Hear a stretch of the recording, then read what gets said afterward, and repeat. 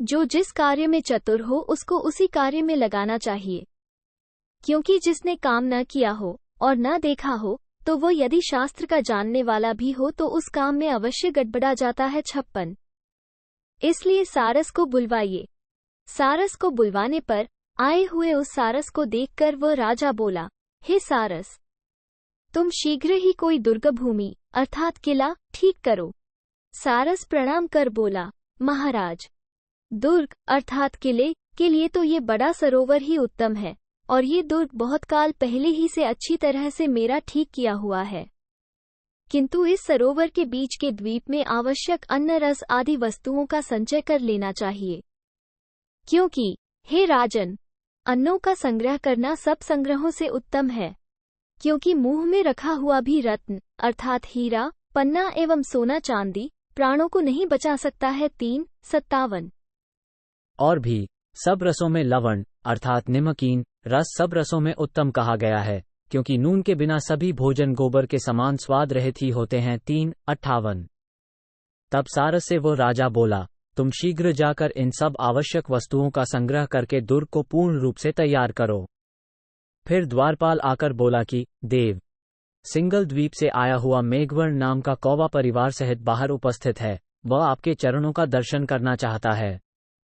राजा बोला कि निश्चय ही कौवे सब कार्यों के जानने वाले और बहुश्रुत तथा दूरदर्शी एवं चतुर होते हैं, इसलिए इसको अपने आश्रय में रखना उचित ही है। तब चकवा बोला कि हे देव, ये तो ठीक है, परंतु कौवा तो स्थल पर चलने वाला होता है और हम लोग जलचर हैं, अतः ये तो हमारा विपक्षी है, अतः ये कैसे रखने योग्य हो सकता है? अर्थात इसे तो यहाँ नहीं रखना चाहिए, ऐसा कहा भी है। अपने पक्ष को छोड़कर जो परपक्ष में प्रीति करता है वो मूर्ख नीले रंग से रंगे गुए उस सियार के समान ही दूसरों से मारा जाता है। 3:59। राज ने पूछा कि ये कथा कैसे है? मंत्री बोला कि एक वन में कोई सियार रहता था। वो अपनी इच्छा से नगर के पास घूमता फिरता नील रंग से भरे हुए कुंडे में गिर पड़ा। फिर जब वो उसमें से नहीं निकल सका तब वो सुबह होने पर अपने कोमरे हुए के समान दिखाकर पड़ गया। जब उस नील रंग के कुंडे के स्वामी नीलगर ने ये तो मर गया है ऐसा जानकर उस कुंडे में से उसे निकालकर दूर ले जाकर कहीं फेंक दिया, तब वो वहां से उठकर भाग गया।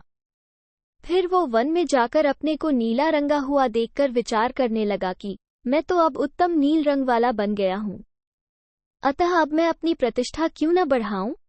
ऐसा विचार कर उसने दूसरे सब सियारों को बुलाकर कहा कि भगवती वनदेवी ने अपने हाथों से वन के राज्य के लिए सब औषधियों के रस से मेरा अभिषेक कर दिया है, अतः आज से इस वन में मैं ही राजा हूँ और तुम सब लोग अब मेरी आज्ञा से ही सब काम किया करो। ये सुनकर सब सियार उसको विचित्र विशिष्ट चमकीले रंग वाला देखकर साष्टांग दंडवत प्रणाम करके बोले कि जैसी आपकी आज्ञा वैसे ही हम लोग करेंगे। इसी क्रम से सिंह व्याघ्र आदि सब वनवासियों पर भी उसका स्वामित्व हो गया। इस प्रकार अपने बंधु बांधव सियारों से घिरा हुआ वो नील सियार अपने को बहुत बड़ा प्राणी समझने लगा, और उसने व्याघ्र सिंहादि उत्तम परिजनों को पाकर सभा में सियारों को देखकर लज्जा से दुखी होकर अपने जाति भाई सब सियारों को अपमान करके सभा से निकलवा दिया। फिर सभी सियारों को अत्यंत दुखी देखकर किसी एक बूढ़े सियार ने प्रतिज्ञा की कि तुम लोग खेद मत करो, क्योंकि इस अज्ञानी ने नीति और धर्म को जानने वाले हम लोगों को अपने पास से निकाल दिया है, अतः जैसे भी यह नष्ट होगा वैसा ही मैं करूंगा। क्योंकि ये सिंह व्याघ्र आदि इसके नीले रंग से ही वंचित होकर अर्थात भुलावे में आकर इसको सियार नहीं जानकर ही राजा मान रहे हैं। सो जैसे ये सिंह व्याघ्र आदि से पहचाना जाए ऐसा ही उपाय करो। और इस विषय में ऐसा कहना चाहिए कि तुम सब लोग सायंकाल में उसके पास ही में जाकर एक साथ सब मिलकर चिल्लाओ, तो उस शब्द को सुनकर जाति के स्वभाव के कारण वो भी शब्द जरूर करेगा। इसके अनंतर उन लोग सियारों के एक साथ मिलकर चिल्लाने पर वैसा ही हुआ, अर्थात उस नील सियार ने भी अपनी जाति के साथ मिलकर चिल्लाना प्रारंभ किया, क्योंकि जो जिसका स्वभाव है वो कठिनता से भी बदला नहीं जा सकता है। क्योंकि यदि कुत्ता कभी राजा भी बना दिया जाए तो भी क्या वो जूता अर्थात सूखा चमा सूखी हड्डी नहीं चबाएगा? जरूर चबाएगा। 3:60। फिर शब्द से पहचानकर उसे सिंह व्याघ्र आदि सब मिलकर मार डालेंगे। ऐसा कहा भी है, जो अपना शत्रु अपने छिद्र और मर्म और पराक्रम अर्थात बल आदि सब जानता है, वह भीतर प्रवेश करके वैसे ही जला देता है जैसे सूखे हुए वृक्ष को अग्नि जला देता है। 61। नील सियार को चिल्लाता हुआ देखकर सिंह व्याघ्र आदि ने उसे मार डाला। इसलिए मैं कहता हूं कि अपने पक्ष को छोड़कर जो दूसरे के पक्ष के लोगों से अनुराग रखता है वो उस सियार की तरह ही मारा जाता है, इत्यादि। तब राजा बोले, यद्यपि ये बात ऐसी ही है तो भी इस कौवे से मिलना जरूर चाहिए, क्योंकि ये बहुत दूर से आया है। फिर इसको अपने पक्ष में रखने के विषय में विचार करेंगे। तब चकवा बोला कि हे देव, दूत भेजा जा चुका है और किला भी तैयार हो गया है। अब उस तोते को भी बुला भेजिए, परंतु अपने मंत्री आदि पूरे दलबल के साथ और सेना को सज्जित करके दूर से ही उससे आप बात करिए, क्योंकि चाणक्य ने पटना के राजा नंद को तीक्ष्ण दूत अर्थात शशि से सज्ज कपट दूत योद्धा के प्रयोग से मार डाला था। इसलिए राजा को मंत्रियों से युक्त होकर बहुत दूर से शत्रु के दूत से भेंट करनी चाहिए। 3:62। उसके बाद हिरण्यगर्भ राजा ने सभा करके कौवा और तोता अर्थात दूत को बुलवाया। तोता दिए हुए आसन पर बैठ करके और ऊंचा सिर करके बड़े घमंड से बोला कि हे हिरण्यगर्भ, महाराजाधिराज श्रीमान चित्रवर्ण तुम्हें आज्ञा देते हैं कि जो तुम्हें जीने की या राजलक्ष्मी की इच्छा हो तो शीघ्र ही आकर हमारे चरणों को नमस्कार करो, नहीं तो रहने के लिए दूसरा स्थान ढूंढो, अर्थात राज्य छोड़कर हट जाओ। तब वो राजा क्रोध करके बोला कि अरे, कोई हमारे सामने है जो इसके गले में हाथ डालकर इसे दरबार से बाहर धक्के देकर निकल दे। तब मेघवर्ण कौवा उठकर बोला कि हे देव, आज्ञा दें तो मैं इस दुष्ट तोते को मार डालूं। तब वो सर्वज्ञ अर्थात प्रधानमंत्री चकवा राजा और कौवे को शांत करता हुआ बोला कि हे भद्र, ऐसा मत करो। सुनो, वो सभा नहीं है जहां वृद्ध लोग नहीं हैं, और जो धर्म न बतावें वे वृद्ध नहीं हैं, और जिसमें सत्य नहीं है वो धर्म नहीं है, और वो सत्य नहीं है जो छल से मिला हुआ है। 3:63 हितोपदेश। क्योंकि यह राजाओं का धर्म है कि दूत मलेच्छ अर्थात कटुभाषी दुष्ट नीच भी हो तो भी वो अवध्य है, क्योंकि दूत राजा का मुख है। अतः शस्त्रों के अर्थात नंगी तलवारों के सामने भी दूत कभी झूठ नहीं बोलता है। 64। और भी अपनी नीचता और दूसरे अर्थात शत्रु की उच्चता अर्थात बड़ाई केवल दूत के कहने से ही भला कौन मानेगा, क्योंकि सदा अवध्य होने से दूत तो सभी कुछ कह सकता है। 65। ये सुनकर वो राजा और कौवा अपनी प्रकृति पर आ गए अर्थात शांत हो गए, और वह तोता भी क्रोध से उठकर चल पड़ा, परंतु चकवे ने उसे बुलाकर तथा समझा बुझाकर सोने के आभूषण आदि देकर उसे प्रसन्न कर विदा किया, और वह अपने देश को चला गया। फिर तोते ने भी विंध्याचल के राजा को जाकर प्रणाम किया। राज बोले कि हे शुक, कहो वहां क्या हाल है, वो देश कैसा है। तोता बोला कि हे देव, संक्षेप में यही बात है कि अब आप युद्ध का उद्योग कीजिए, और वो कर्पूर द्वीप देश को स्वर्ग का एक टुकड़ा ही है, और वहां का राजा भी दूसरा स्वर्ग का स्वामी इंद्र ही है, उसका शब्दों से वर्णन असंभव है। ये सुनकर सब श्रेष्ठ हों अर्थात मंत्रियों को बुलाकर वो राजा सलाह करने बैठा और बोला, अब युद्ध में जो करना चाहिए वो आप लोग उपदेश कर दीजिए, और युद्ध तो हमें अवश्य ही करना है, जैसा कि कहा है। असंतुष्ट ब्राह्मण, संतुष्ट राजा और लज्जा वाली वैश्या और निर्लज कुलांगना, ये सब नष्ट हो जाते हैं। 3:66। तब दूरदर्शी नामक गिद्ध बोला कि हे देव, अपनी प्रजा और अपने मित्र तथा मंत्री आदि जब अपने अनुकूल नहीं हो तब कदापि युद्ध करना नहीं चाहिए, क्योंकि अपने मित्र मंत्री और सुहृदजन जब अपने में दृढ़ भक्त हों और शत्रुओं के मित्र आदि इससे अर्थात शत्रुओं से विपरीत हों तभी राजा को युद्ध करना चाहिए। 3:67। और भी पृथ्वी अर्थात राज्य, मित्र व सुवर्ण अर्थात धन, ये तीन ही युद्ध के फल हैं। जब ये पूर्ण रूप से निश्चित हों तभी युद्ध करना चाहिए। 3:68। राजा बोला कि हे मंत्रिन, पहले आप मेरी सेना को देखिए और उसे देखकर अपनी सब व्यवस्था ठीक करिए, तथा मुहूर्त विचारने वाला ज्योतिष बुलाया जावे जो निर्णय करके श्रेष्ठ लग्न बतावे। मंत्री बोला, सहसा युद्धार्थ यात्रा करना उचित नहीं है, क्योंकि जो मूढ़ शत्रु का बल विचारे बिना ही सहसा युद्ध में कूद पड़ते हैं, वे अवश्य ही तलवार की धार पर कट मरते हैं। 69। राजा बोला कि हे मंत्रिन, आप किसी तरह से भी मेरे उत्साह को भंग मत करिए, किंतु जीतने की इच्छा करने वाले राजा जैसे पराई भूमि को जीतते हैं, वही उपदेश कहिए। ग्रीग्र बोला, हे देव, कहता हूँ, परंतु वो करने से ही फल देगा। जैसा कहा भी है, शासिका जानने वाला भी राजा यदि मंत्र का अनुष्ठान न करे तो उस मंत्र से क्या हो सकता है? क्योंकि केवल औषधि के जानने से ही रोग और दुख की शांति कभी नहीं होती है, किंतु उस औषधि के सेवन से ही लाभ हो सकता है। 3:70। और राजा की आज्ञा भी उल्लंघन नहीं करनी चाहिए, इसलिए जैसा मैंने गुरुजनों से सुना है वैसा ही कहता हूँ, सुनिए। हे राजन, जहाँ जहाँ नदी, पहाड़, किला आदि डर के स्थान हों, वहाँ सेनापति सेना को पूर्ण रूप से सन्नद्ध करके और व्यूह बनाकर अर्थात दल बांधकर चले। 3:71। सेनापति बड़े बड़े योद्धाओं के साथ अगाड़ी चले और बीच में स्त्रियां, स्वामी, कोष अर्थात खजाना और निर्बल सेना जाए। 3:7-1-2।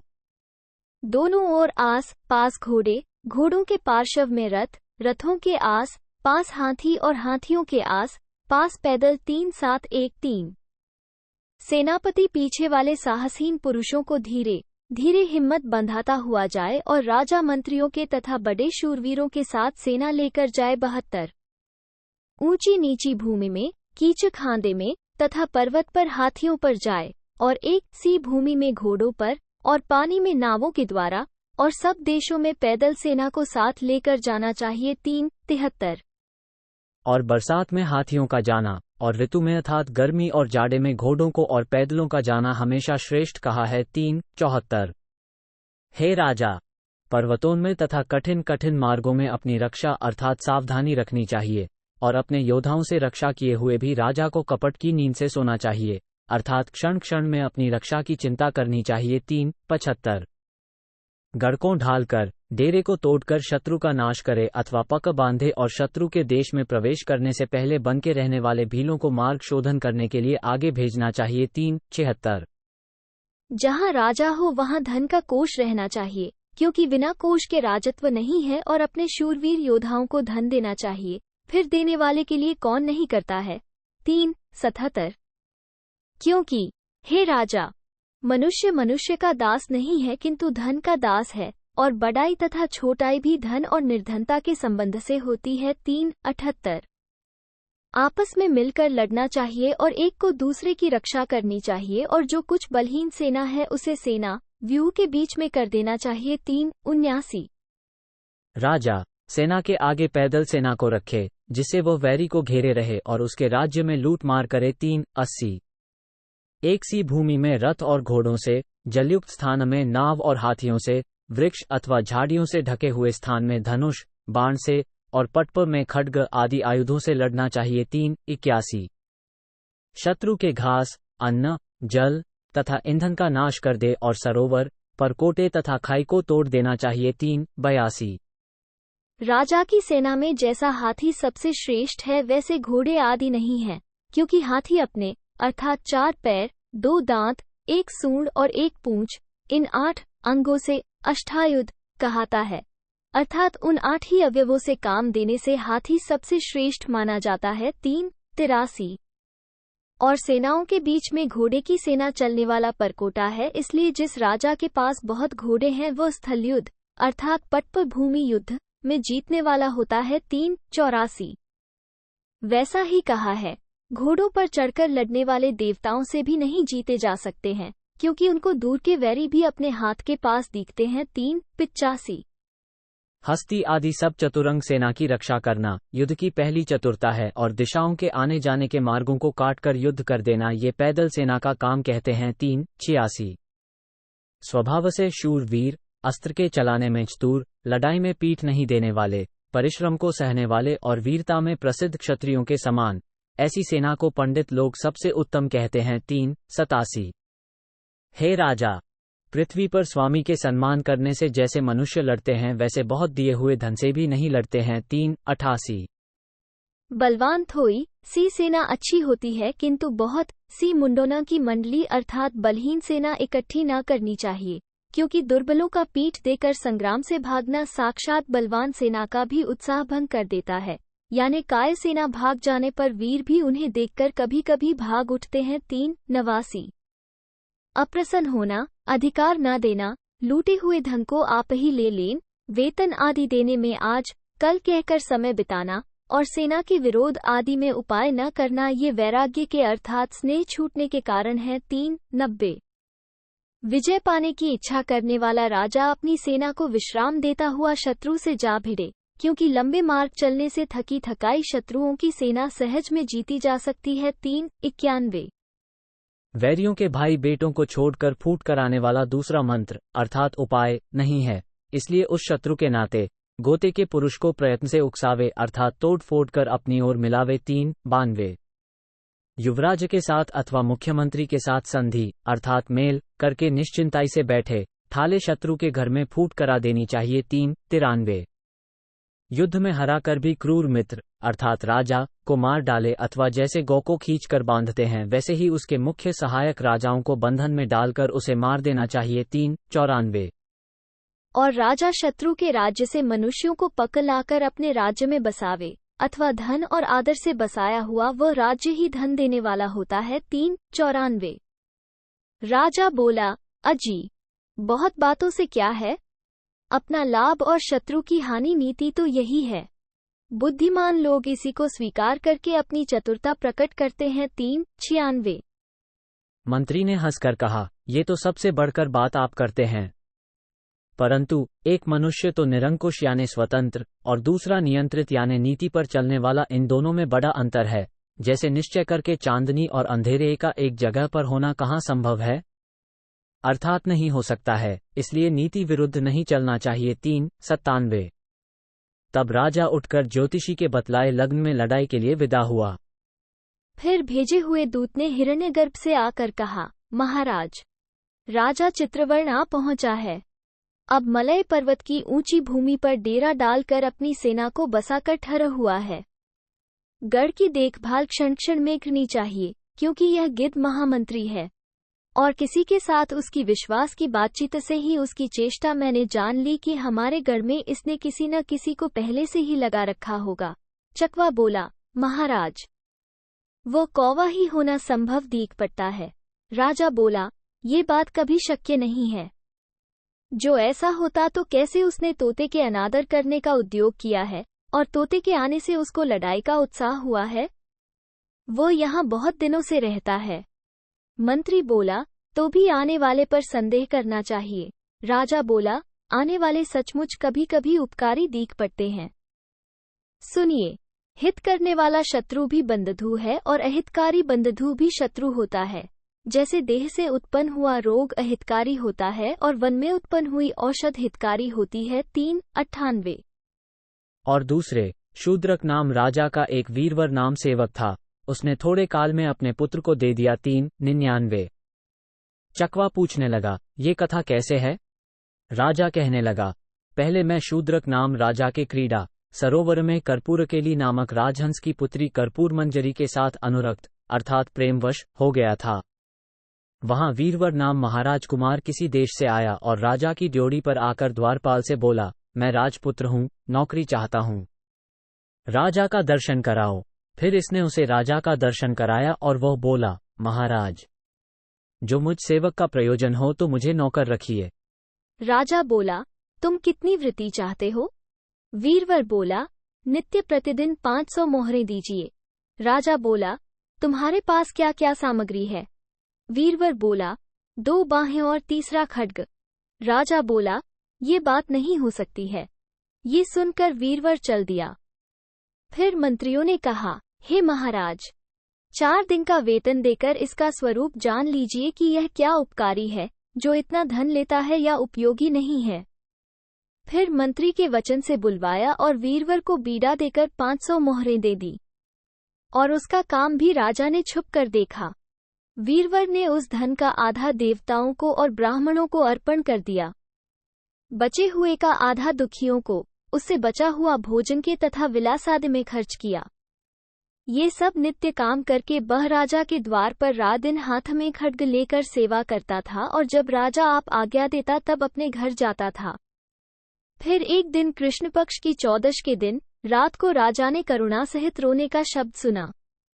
शूद्रक बोला, यहाँ द्वार पर कौन कौन है? उसने कहा, महाराज मैं वीरवर हूँ। राजा ने कहा, रोने की तो टोल लगाओ, जो महाराज की आज्ञा। ये कहकर वीरवर चल दिया।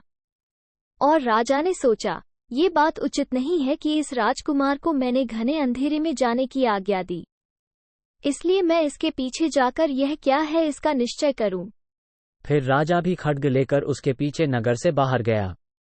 और वीरवर ने जाकर उस रोती हुई, रूप तथा यौवन से सुंदर और सब आभूषण पहने हुए किसी स्त्री को देखा और पूछा, तुम कौन हो, किस लिए रोती हो?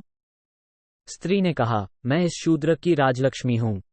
बहुत काल से इसके भुजाओं की छां में सुख से विश्राम करती थी। अब दूसरे स्थान में जाऊंगी। वीरवर बोला, जिसमें नाश की संभावना है उस समय उससे उबरने का उपाय भी है, इसलिए कैसे फिर यहाँ आपका रहना होगा? लक्ष्मी बोली, जो तू 32 लक्षणों से संपन्न अपने पुत्र शक्तिधर को सर्वमंगला देवी की भेंट करे तो मैं फिर यहाँ बहुत काल तक रहूं। ये कहकर वो अंतर्धान हो गई। फिर वीरवर ने अपने घर जाकर सोती हुई अपनी स्त्री को और बेटे को जगाया। वे दोनों नींद को छोड़ उठकर खड़े हो गए। वीरवर ने वो सब लक्ष्मी का वचन उनको सुनाया। उसे सुनकर शक्तिधर आनंद से बोला, मैं धन्य हूँ जो ऐसे स्वामी के राज्य की रक्षा के लिए मेरा उपयोग प्रशंसनीय है। इसलिए अब विलंब का क्या कारण है? ऐसे काम में देह का त्याग प्रशंसनीय है, क्योंकि पंडित को परोपकार के लिए धन और प्राण छोड़ देने चाहिए। विनाश तो निश्चय हो गई, इसलिए अच्छे कार्य के लिए प्राणों का त्याग श्रेष्ठ है। 300 शक्तिधर की माता बोली, जो यह नहीं करोगे तो और किस काम से इस बड़े वेतन के ऋण से उनंतर होगे? यह विचार कर सब सर्वमंगला देवी के स्थान पर गए। वहां सर्वमंगला देवी को पूछकर वीरवर ने कहा, हे देवी प्रसन्न, शूद्रक महाराज की जय हो जय हो। ये भेंट लो। ये कहकर पुत्र का सिर काट डाला। फिर वीरवर सोचने लगा कि लिए हुए राजा के ऋण को तो चुका दिया, अब बिना पुत्र के जीवित किस काम का? यह विचार कर उसने अपना सिर काट डाला। फिर पति और पुत्र के शोक से स्त्री ने भी अपना सिर काट डाला। ये सब देखकर राजा आश्चर्य से सोचने लगा, मेरे समान नीच प्राणी संसार में जीते और मरते भी हैं, परंतु संसार में इसके समान न हुआ और न होगा। 101 इसलिए ऐसे महापुरुष से शून्य इस राज्य से मुझे भी क्या प्रयोजन है? पीछे शूद्रक ने भी अपना सिर काटने को खड्ग उठाया। तब सर्वमंगला देवी ने राजा का हाथ रोका और कहा, हे पुत्र, मैं तेरे ऊपर प्रसन्न हूँ, इतना साहस मत करो। मरने के बाद भी तेरा राज्य भंग नहीं होगा। तब राजा साष्टांग दंडवत और प्रणाम करके बोला, हे देवी, मुझे राज्य से क्या अथवा जीने से भी क्या प्रयोजन है, और जो मैं कृपा योग्य हूँ तो मेरी शेष आयु से स्त्री पुत्र सहित वीरवर जी उठे, नहीं तो मैं अपना सिर काट डालूंगा। देवी बोली, हे पुत्र, तेरे इस अधिक उत्साह से और सेवकता के स्नेह से मैं तुझ पर प्रसन्न हूँ। जाओ, तुम्हारी जय हो। ये राजपुत्र भी परिवार समेत जी उठे। ये कहकर देवी अंतर्धान हो गई। पीछे वीरवर अपने स्त्री पुत्र समेत घर को गया। राजा भी उनसे छुपकर शीघ्र रनवास में चला गया। इसके अनंतर प्रातःकाल राजा ने ड्योढ़ी पर बैठे हुए वीरवर से फिर पूछा और वो बोला, हे महाराज, वो रोती हुई स्त्री मुझे देखकर अंतर्धान हो गई और कुछ दूसरी बात नहीं थी। उसका वचन सुनकर राजा सोचने लगा, इस महात्मा की किस प्रकार बड़ाई करूं? क्योंकि उदार पुरुष को मीठा बोलना चाहिए, शूर को अपनी प्रशंसा नहीं करनी चाहिए, दाता को कुपात्र में दान न करना चाहिए और उचित कहने वाले को दयारहित नहीं होना चाहिए। 102 यह महापुरुष का लक्षण इसमें सब है। पीछे उस राजा ने प्रातःकाल शिष्ट लोगों की सभा करके और सब वृतांत की प्रशंसा करके प्रसन्नता से उसे कर्नाटक का राज्य दे दिया। इसलिए अर्थात मैं जानना चाहता हूँ, क्या विदेशी केवल जाति मात्र से ही दुष्ट होता है? उनमें भी उत्तम, निकृष्ट और मध्यम होते हैं। चकवा बोला, जो राजा की इच्छा से अयोग्य कार्य को योग्य कार्य के समान उपदेश करता है वो नीच मंत्री है। क्योंकि स्वामी के मन को दुख होना अच्छा है, परंतु उस अनुचित काम करने से उसका नाश होना अच्छा नहीं है। 103 जिस राजा के पास वैद्य, गुरु और मंत्री सदा हाँ में हाँ मिलाने वाले हों, वो राजा शरीर, धर्म और कोष से शीघ्र निहित अर्थात नष्ट हो जाता है। 3:104। सुनिए महाराज, जो वस्तु किसी ने पुण्य से पाली वो वस्तु मुझे भी मिल जाएगी, यह नहीं सोचना चाहिए। अधिक लोभ से भिखारी को मारकर एक एक धन का अभिलाषी नाई मारा गया। 3:105। राजा पूछने लगा, ये कथा कैसी है? मंत्री कहने लगा, एक क्षत्रिय, नाई और भिखारी की कहानी अगली कड़ी में।